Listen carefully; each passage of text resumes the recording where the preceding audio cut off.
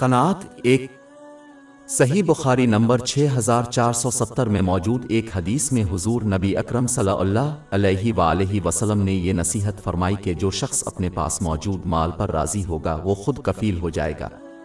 حقیقی امیر وہ ہے جو محتاج اور چیزوں کا لالچی نہ ہو۔ یہ اس وقت ہوتا ہے جب کوئی اس پر مطمئن ہو جاتا ہے جو اسے اللہ تعالیٰ نے عطا کیا ہے۔ یہ اس وقت حاصل ہوتا ہے جب کوئی صحیح طور پر یقین رکھتا ہے کہ اللہ تعالیٰ اپنے لامحدود علم کے مطابق ہر ایک کو بہترین چیز دیتا ہے۔ باب 2 البقرہ آیت 216۔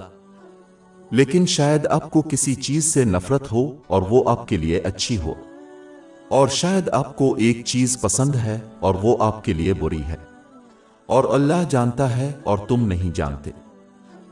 یہ شخص واقعی امیر ہے، جبکہ جو ہمیشہ چیزوں کا لالچی اور محتاج رہتا ہے وہ غریب ہے، خواہ اس کے پاس بہت زیادہ دولت ہو۔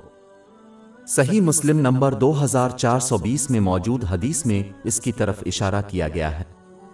اس لیے رزق پر قناعت حقیقی دولت ہے، جبکہ زیادہ کی حرص مفلس کو مفلس بنا دیتی ہے۔